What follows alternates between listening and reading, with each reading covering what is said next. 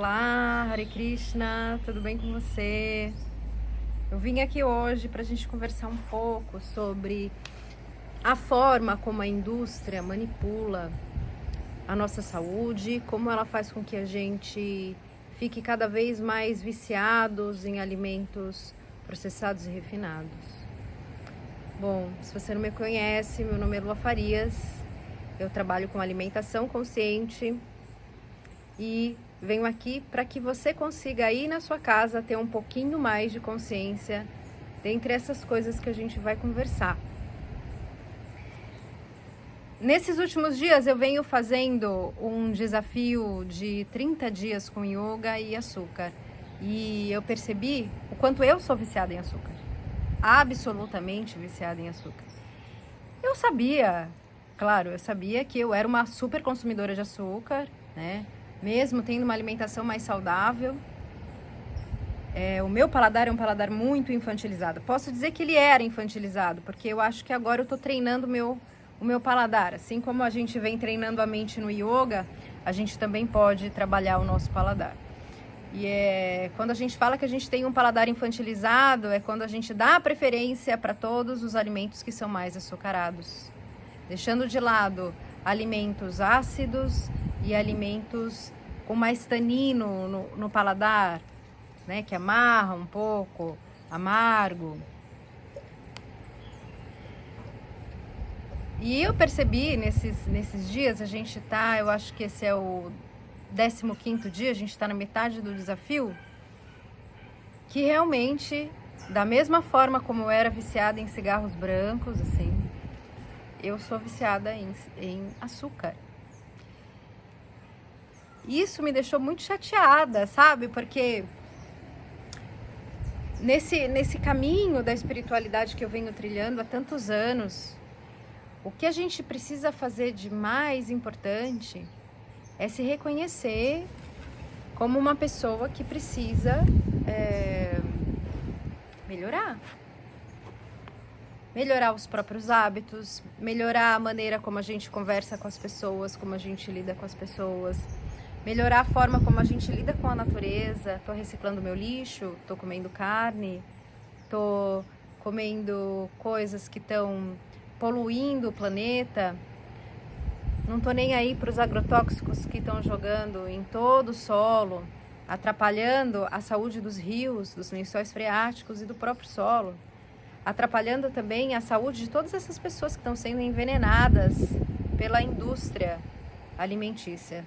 Eu vi um vídeo uma vez que fala que quem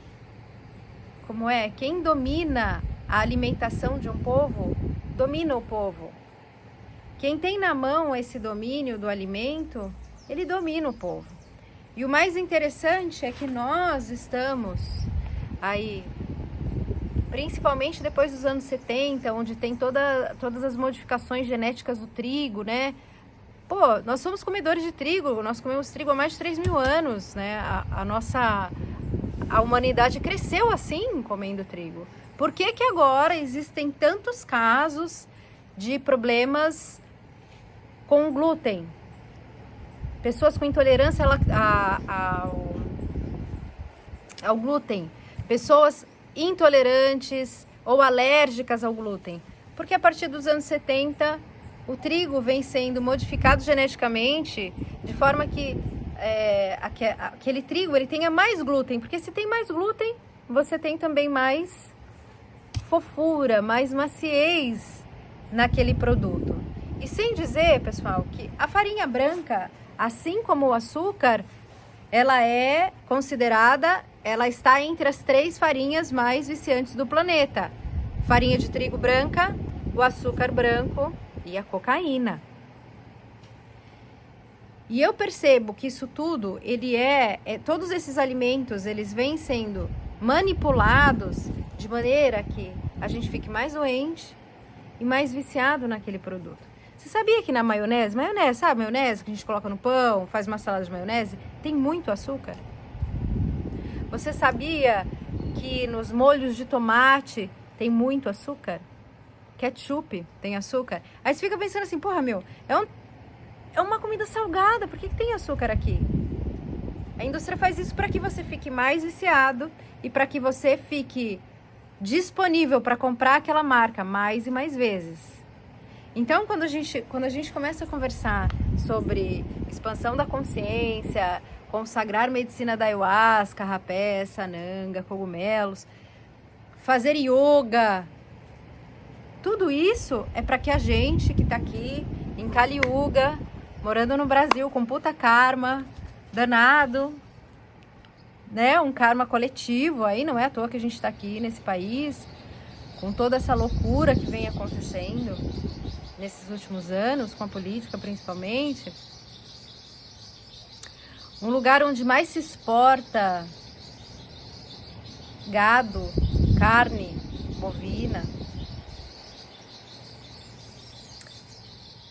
A gente entende que, estando aqui nesse país, com tanta matança animal, né? E eu falo de matança animal, gente, porque quando a gente começa a estudar um pouco yoga, a gente começa a perceber que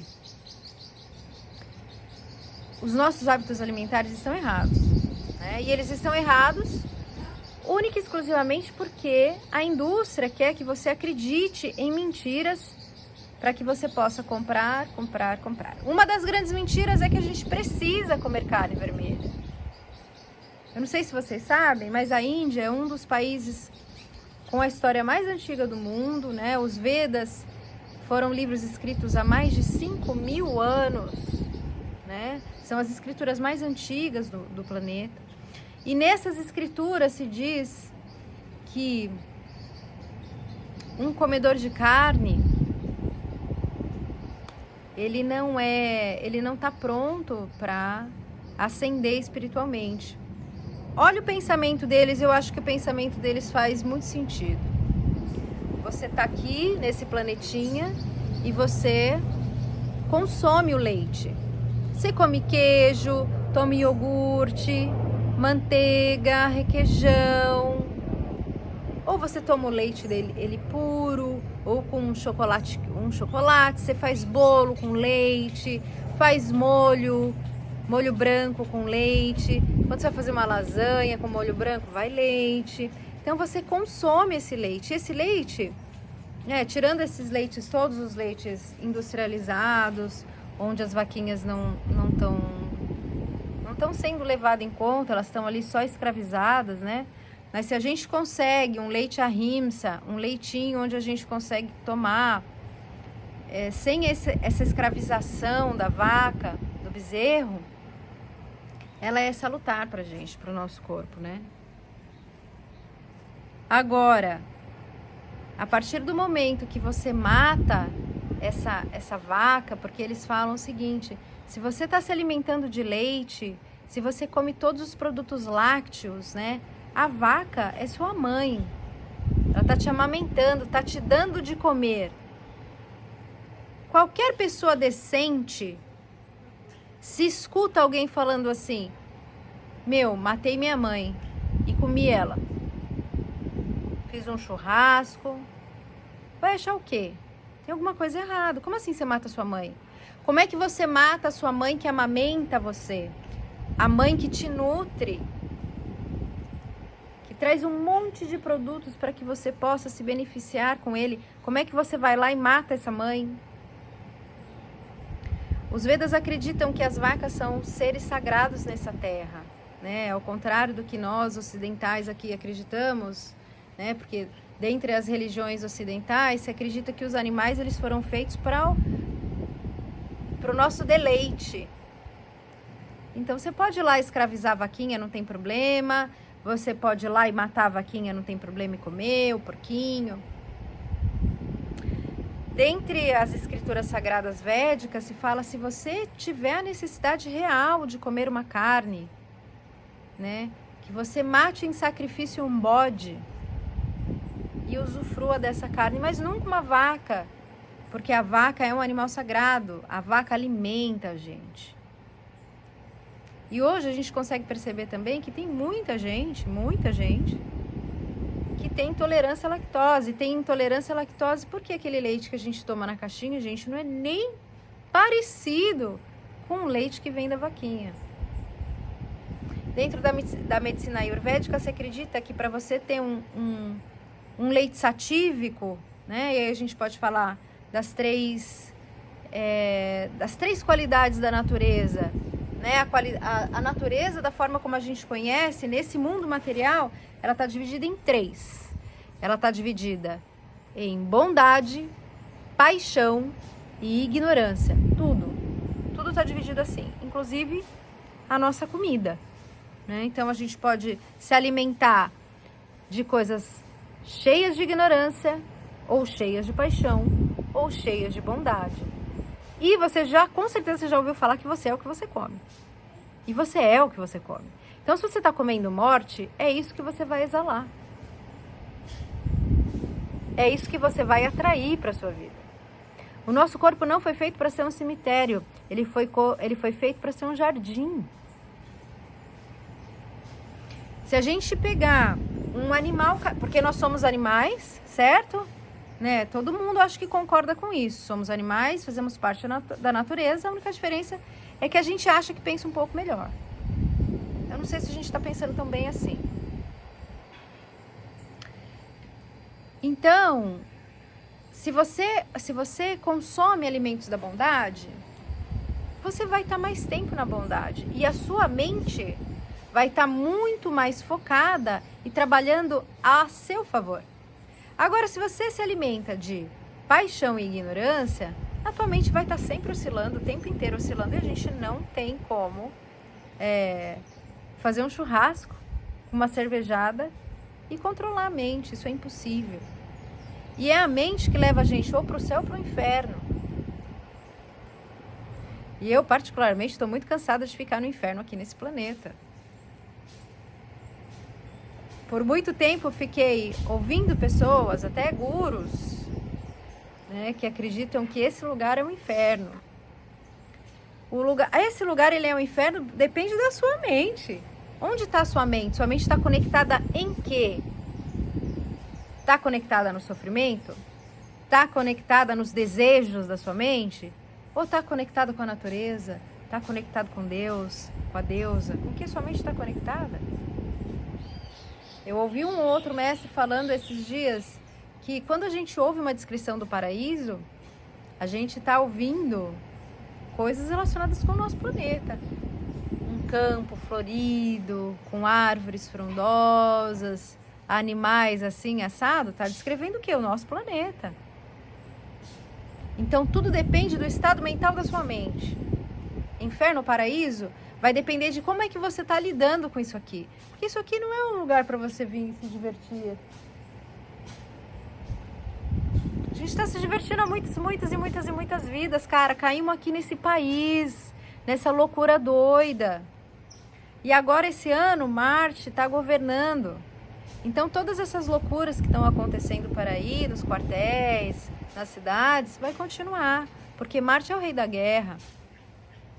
E se você não controla a sua mente, você vai cair nessa flutuação de energia que está acontecendo no planeta agora.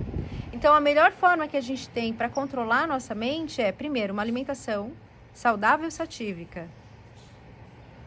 Segundo, yoga. Terceiro, meditação. Fixar sempre a nossa mente em um ponto que seja benéfico para a gente.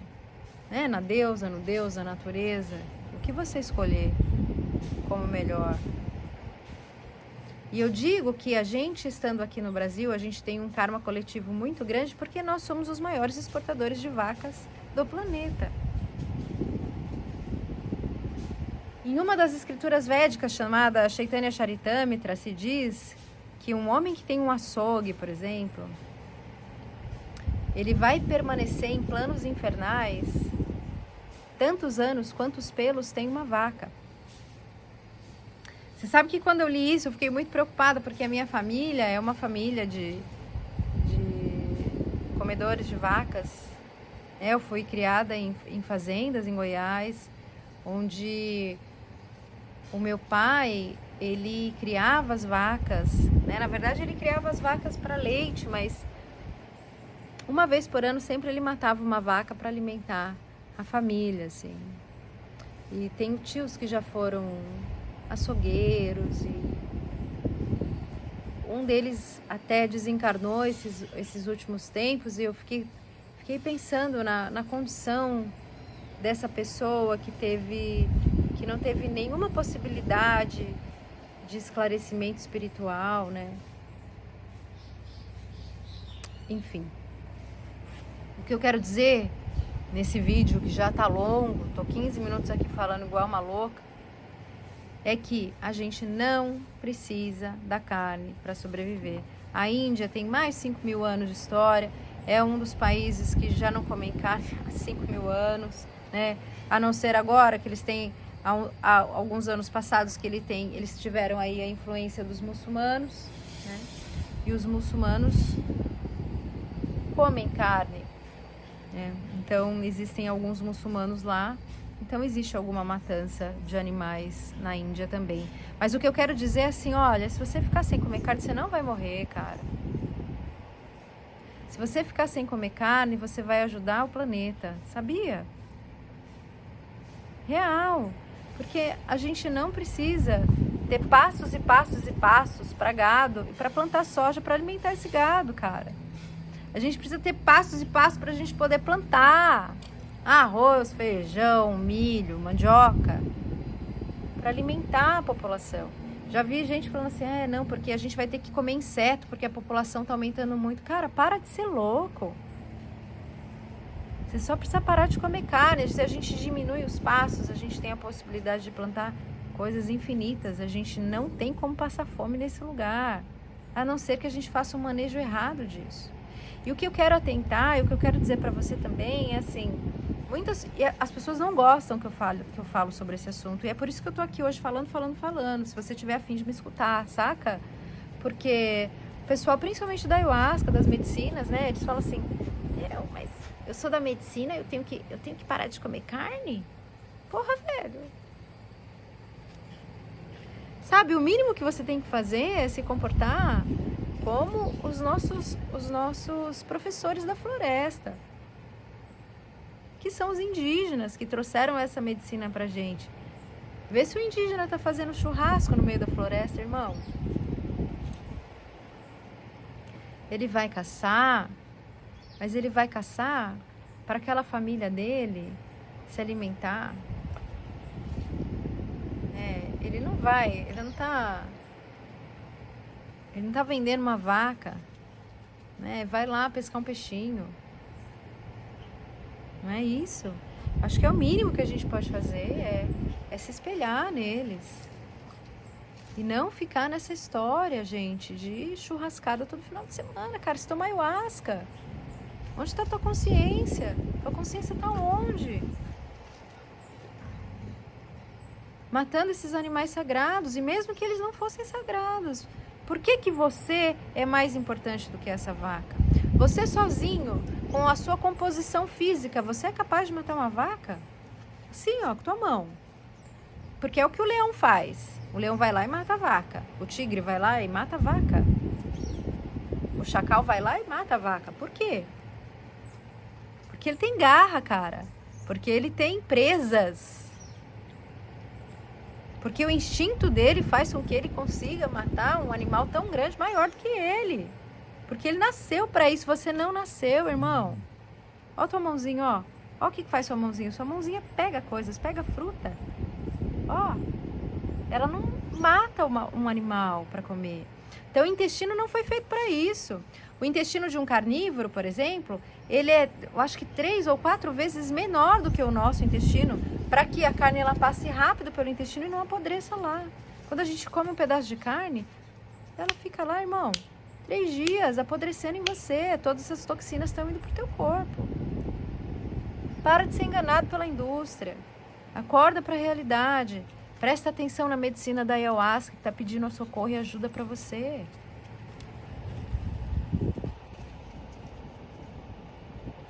Tá pedindo ajuda para você.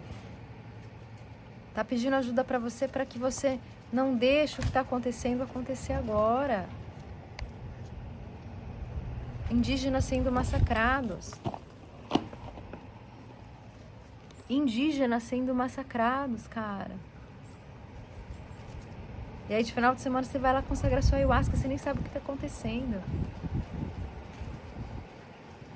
Consciência, precisa trazer consciência, pessoal. É um vídeo longo, eu peço desculpas se eu ofendi alguém, não foi a minha intenção.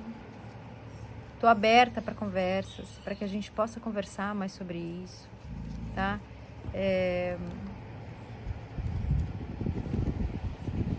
Existe uma infinidade, uma possibilidade imensa de alimentação, onde a gente não precisa usar da violência com nenhum dos nossos irmãozinhos, tá? Muita gente chega pra mim e fala assim, mas só da gente sair de casa a gente já mata um monte de inseto, quando a gente vai para uma lavoura, a gente mata um monte de insetos, mas escuta, você toma leite de insetos? Você já comeu algum queijo feito de insetos? Não, irmão. Olha a diferença se chegar pra mim e falar assim, mas e o alface? Porra, o alface tem neném, cara.